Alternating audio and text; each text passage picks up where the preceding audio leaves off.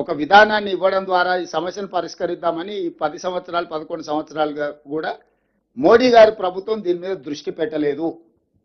ఈ సమస్యల్ని పరిష్కరించుకోవడానికి technical committee అంటే ఈ ప్రాజెక్టులకు సంబంధించిన సాంకేతిక అంశాలు చర్చించడానికి టెక్నికల్ ఆఫీసర్స్ కమిటీ, దీనిపైన చర్చించడానికి ఆఫీసర్స్ కమిటీ, ఎగ్జిక్యూటివ్ ఆఫీసర్స్ అంటే ఐఏఎస్లతోని, ఆ పైన సమస్యలు వచ్చినప్పుడు మాట్లాడుకోవడానికి ఒక మినిస్టర్ లెవెల్స్ కమిటీ, ఆ పైన అపెక్స్ కౌన్సిల్.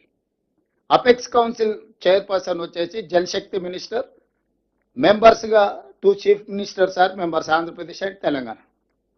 ఈ అపెక్స్ కౌన్సిల్ మీటింగ్లో ఒకవేళ ఇక్కడ పరిష్కారం కానప్పుడు 2015లో ఉమాభారతి గారి నేతృత్వంలో జరిగినప్పుడైనా, తర్వాత ఫడ్నవీస్ గారు అయినప్పుడు ఆన్లైన్లో చంద్రశేఖరరావు గారు పోయి మాట్లాడినప్పుడైనా కృష్ణానదిలో మన వాటాలు మన ప్రాజెక్టుల యొక్క నీటి కేటాయింపులకు వారు ఎప్పుడూ వాదించలేదు.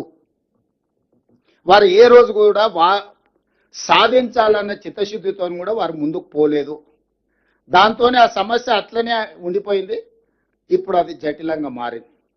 సరే, కృష్ణానదిలో ఆ విధంగా మనకు సమస్యలు ఉంటే మన అసలైన హక్కును కూడా సంతకాలు పెట్టి దారదత్తం చేసి వచ్చి కృష్ణాను శాశ్వతంగా కృష్ణా పరివాహక ప్రాంతంలో రైతుల పాలిట ఒక మరణ శాసనాన్ని రాసిన వీళ్ళంతా హరీష్ రావు గారు, చంద్రశేఖరరావు గారు. ఇక గోదావరికి వచ్చినప్పుడు ఇప్పుడు గోదావరి మీద చర్చ జరుగుతుంది. సేమ్ గోదావరి నది కూడా మహారాష్ట్ర, తెలంగాణ, ఆంధ్రప్రదేశ్ చివరి రాష్ట్రంగా ఆంధ్రప్రదేశ్ ఉంది. గోదావరి నది మీద కూడా నిర్మాణం చేస్తున్న ప్రాజెక్టులు ఏవైతే ఉన్నాయో, ఈరోజు గోదావరిలో నీటి లభ్యత 1486 టీఎంసీలను గుర్తిస్తే 968 టీఎంసీలు తెలంగాణకు, 518 టీఎంసీలు ఆంధ్రప్రదేశ్. కానీ 2 రాష్ట్రాలు ఆనాడు కాంగ్రెస్ పార్టీ ఉన్నప్పుడే కాంగ్రెస్ పార్టీ ఈ కేటాయింపులను అధికారికంగా ఒక కేటాయింపులకు తీసుకొచ్చింది. ఆ 968 టీఎంసీల మీద గోదావరి ప్రాంతంలో ఉన్న ప్రాజెక్టులు మనం నిర్మించుకోవాలనే ఆలోచనతోని, అది శ్రీపాద ఎల్లంపల్లి కావచ్చు, శ్రీరామ్ సాగర్ కావచ్చు, ఇట్లా చెప్పుకుంటూ పోతే చాలా గోదావరి పరివాహక ప్రాంతంలో నిర్మాణంలో ఉన్న ప్రాజెక్టులతో పాటు 2007-8లో పెద్ద ప్రాజెక్టు, ప్రధానమైన ప్రాజెక్టు ప్రాణహిత చేవెళ్లను ప్రారంభించారు. ఆ రోజు దాదాపుగా 16 లక్షల ఎకరాలకు 160 టీఎంసీలను వాడుకోవాలి, 38,000 కోట్లతోనే ఆ రోజు రాజశేఖర రెడ్డి గారు ఉన్నప్పుడు ప్రాణహిత చేవెళ్ల డాక్టర్ బాబాసాహెబ్ అంబేద్కర్ ప్రాణహిత చేవెళ్ల ప్రాజెక్టును ఆ రోజు పనులు మొదలుపెట్టి 2014 వచ్చేటప్పటికి దాదాపు ఒక 10,000 కోట్ల రూపాయల పనులు కూడా పూర్తి చేయడం జరిగింది. ఆ తర్వాత తెలంగాణ రాష్ట్రం వచ్చిన తర్వాత ప్రాజెక్టుల రీడిజైనింగ్ పేరు మీద తుమ్మిడిహెట్టి దగ్గర నిర్మించుకోవాల్సిన బ్యారేజీలను, అక్కడి నుంచి గ్రావిటీ ద్వారా తెచ్చుకోవాల్సిన నీళ్లను అన్నిటిని కూడా ప్రాజెక్టు రూపురేఖలు మార్చి ఊరు మార్చిండు, పేరు మార్చిండు, అంచనాలు మార్చిండు. 38,000 కోట్ల రూపాయలు నా అంచనా 1,50,000 కోట్లయింది. డాక్టర్ బాబాసాహెబ్ అంబేద్కర్ గారి పేరు మీద ఉన్న ప్రాజెక్టు కాస్త కాళేశ్వరం అయిపోయింది. తుమ్మిడిహెట్టి దగ్గర పనులు మొదలు పెట్టాల్సిన ప్రాజెక్టు మేడిగడ్డ, అన్నారం, సుందిల్ల ఈ ప్రాంతాలకు తరలిపోయింది. అంటే తన ధనదాహాన్ని తీర్చుకోవడానికి వ్యూహాత్మకంగా ఊరు మార్చిండు, పేరు మార్చిండు, అంచనాలు మార్చిండు. ఇప్పటికీ 1,00,000 కోట్లు ఖర్చు పెట్టిండు.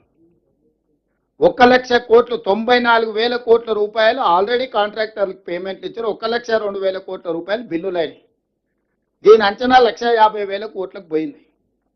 ఇంకా ప్రాజెక్టులో టెండర్లు పిలవాల్సినవి, ఇంకా పూర్తి చేయాల్సిన పనులు ఇంకొక 50,000 కోట్లకు మినిమం ఉంటాయి. అంటే దానికి ఒక ప్రాపర్ షేప్ ఆ ప్రాజెక్టు రావాలి అని అంటే కనీసంగా ఇంకొక 50,000 కోట్ల పనులను మళ్ళీ పెంచాలి.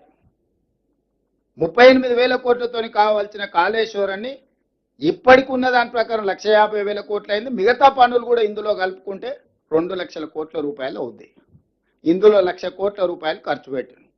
1,00,000 కోట్ల రూపాయలు ఖర్చైన ప్రాజెక్టుకు వారు ఇచ్చిన నీళ్ళు ఎన్ని అంటే 50,000 ఎకరాలకు హైయెస్ట్. ఇప్పటి వరకు ఆయన ఎత్తిపోసింది మొత్తము 168 టీఎంసీలు అయితే, వర్షాలు వరదలు వస్తే 118 ఎత్తి మేడిగడ్డ నుంచి ఎత్తి అన్నారంలో పోసిండు, అన్నారం నుంచి ఎత్తి సుందిళ్ళలో పోసిండు, సుందిళ్ళ నుంచి ఎత్తి మిడ్మానేరులో పోసిండు. ఈ నీళ్లు పైకి వచ్చే లోపల పైన వర్షం వచ్చింది, అవి నిండా ఎక్కువైపోయి దాన్ని ఆపలేక గేట్లు తెరిచి మళ్ళీ అన్ని కలిపి సముద్రంలోకి వదిలేరు. 7,000 కోట్లు ఎల్లంపల్లి, శ్రీపాద ఎల్లంపల్లి నుంచి ఆ గేట్లు ఎత్తితే ఈయన మొత్తం మేడిగడ్డ అన్నారం సుందిలను చెత్తెత్తి శ్రీపాద ఎల్లంపల్లిలో పోసిన నీళ్లు పైన వర్షం వచ్చి వరద రాగానే దాంట్లో నిలపలేక గేట్లు ఎత్తితే మళ్ళీ మొత్తం 118 టీఎంసీలు సముద్రంలోకి కలిసింది. కానీ ఈ లోపల ప్రభుత్వానికి పడ్డ భారం ఎంత విద్యుత్ మీద అంటే 7,000 కోట్ల రూపాయలు. 1,00,000 కోట్ల ఖర్చు, 7,000 కోట్ల కరెంటు బిల్లులు కడితే